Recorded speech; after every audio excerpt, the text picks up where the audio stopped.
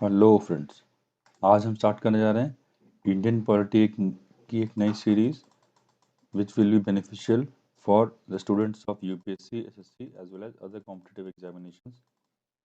ठीक है, starting with the basic question, what is a written constitution या फिर व्हाट इज अ कॉन्स्टिट्यूशन।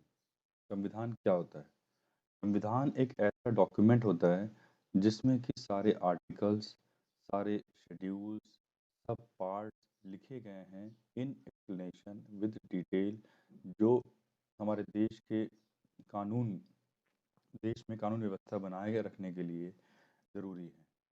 इसमें हर एक चीज़ लिखी होती है हर कंट्री के हिसाब से, जैसे कि सारे के सारे फंडामेंटल राइट्स, जो जो मूल अधिकार दिए गए हैं सिटीजन्स को, वो लिखे जाएंगे। जो उनकी ड्यूटीज़ हैं वो लिखे जाएंगे। हमें क्या क्या वेलफेयर स्कीम्स तरह की चलानी चाहिए for development of the nation, और क्या क्या नहीं करना चाहिए, वो सब भी इसमें लिखा गया है इन डिटेल, स्पेशली हमारे भारतीय कॉन्स्टिट्यूशन में, संविधान में। ठीक है, तो constitution is a compact document which comprises of number of articles and specifying how the state is to be constituted and what norms it should follow। इसमें क्या क्या नॉर्म्स फॉलो करने पड़ेंगे। तो सबसे पहले ओरिजिनली जो था वो हमारे पास 395 आर्टिकल्स थे, 22 पार्ट्स थे एंड 8 शेड्यूल्स थे। बट अब हमारे समय के साथ जो नए नए एडिशंस हुए हैं according to changing times and changing requirements, flexible constitution को बनाया गया है। Flexible and rigid both, constitution जो है हमारा वो बहुत फ्लेक्सिबल एंड रिजिड है, मतलब कुछ प्रावधान जो है इसमें या कुछ कंडीशंस को हम लोग नहीं बदल सकते हैं और कुछ चीज़ों को हम लोग बदल सकते हैं हमारी ज़रूरतों के हिसाब से। तो ज़रूरतों के हिसाब से अमेंडमेंट्स ला कर कुछ आर्टिकल्स बढ़ाए गए हैं, उसमें पार्ट्स बढ़े हैं एंड शेड्यूल्स बढ़े हैं। तो कौन कौन से बढ़े हैं? 448 आर्टिकल्स, 25 पार्ट्स एंड 12 शेड्यूल। हमारे पास इतने आर्टिकल्स हैं जो डिटेल में लिखे गए हैं एंड यूएस के लिए ओनली 7 आर्टिकल्स बनाए गए थे जो आज तक चल रहे हैं उनकी कॉन्स्टिट्यूशन में। उन्हीं के हिसाब से आज तक उनका देश चल रहा है। दूसरे क्वेश्चन पर आते हैं, why do we need constitution? हमें कॉन्स्टिट्यूशन की ज़रूरत क्यों पड़ती है?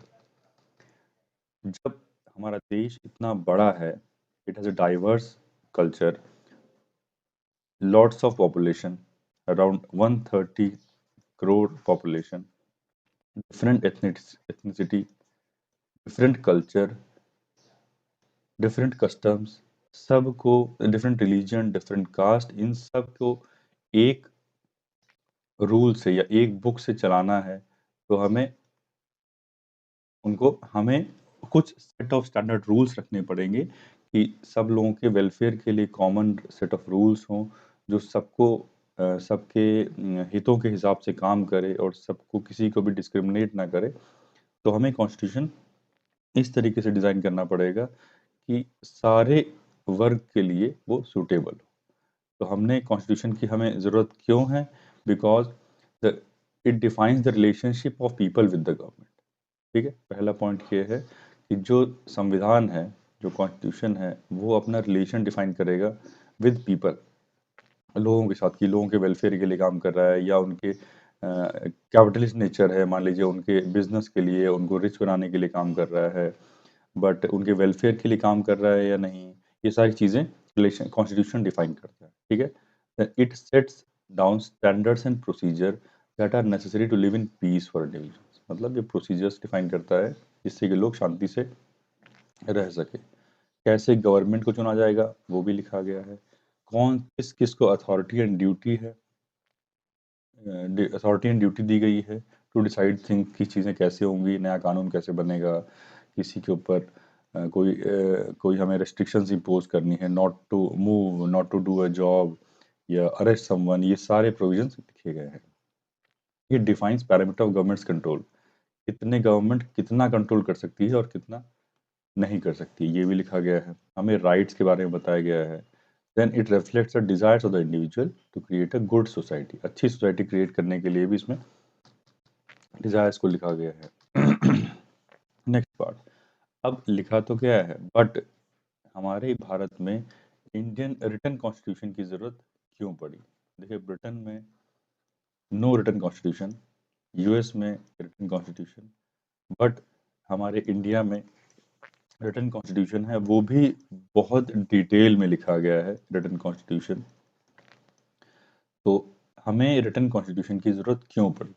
देखिए, ब्रिटेन में क्या होता है, ब्रिटिश कॉन्स्टिट्यूशन जो लिखा गया है, सर्टन एक्ट्स एंड कुछ रूल्स हैं जिसके ऊपर जो एक्ट्स एंड रूल्स फॉलो बनाए गए हैं, उसको उन set of acts and rules को कॉन्स्टिट्यूशन बोल दिया गया कि यही हमारा कॉन्स्टिट्यूशन है, इसके हिसाब से हमारी सरकार रूल करेगी एंड जस्टिस दिलाएगी लोगों को।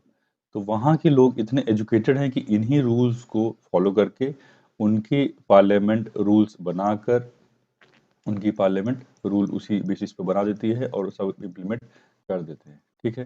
बट हमारे इंडिया में क्या है कि अगर रिटन नहीं होगी कोई चीज़ वर्बली या फिर कोई सेट ऑफ मान लीजिए 7 पॉइंट्स या 5 पॉइंट्स लिखे हैं किसी रूल में और उसको पार्लियामेंट ने पास कर दिया है एंड गवर्नमेंट को उसको फॉलो करना बहुत मुश्किल हो जाएगा बिकॉज उसमें सब क्लॉज बहुत होंगे, एक्सेप्शंस बहुत सारे होंगे।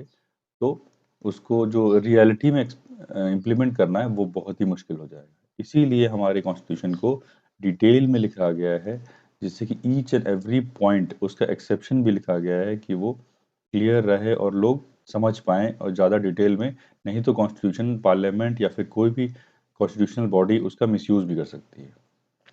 ठीक है, तो why we need a written constitution? सबसे पहला रीज़न है due to our colonial past. Because हमारे साथ इतना डिस्क्रिमिनेशन हुआ है, इतना धोखा हुआ है ब्रिटिश रूल के टाइम पर, इतना बैड सिचुएशन से इंडिया फेस कर चुका है, बैड सिचुएशन, कि हमें एक ऐसा रिटन कॉन्स्टिट्यूशन चाहिए था जो हमें श्योरिटी दे कि हम लोग सही वेलफेयर के लिए हमारी गवर्नमेंट काम करेगी और हमारा जो इतिहास है वो फिर से दोहराया नहीं जाएगा, ठीक है। तो इसीलिए हमें रिटन कॉन्स्टिट्यूशन की ज़रूरत पड़ी कि हमें नए फंडामेंटल्स राइट्स कि हमारे ये हक हैं, ये हमारी ड्यूटीज़ हैं, हमारी गवर्नमेंट इन वेलफेयर पॉइंट्स को ध्यान में रख के हमारे लिए रूल करेगी। ये सब पॉइंट इसीलिए लिखे गए हैं due to our colonial past, पहला पॉइंट हो गया। सेकेंड, ज़्यादातर हमारी पॉपुलेशन क्या है, इलिटरेट है और गरीब है।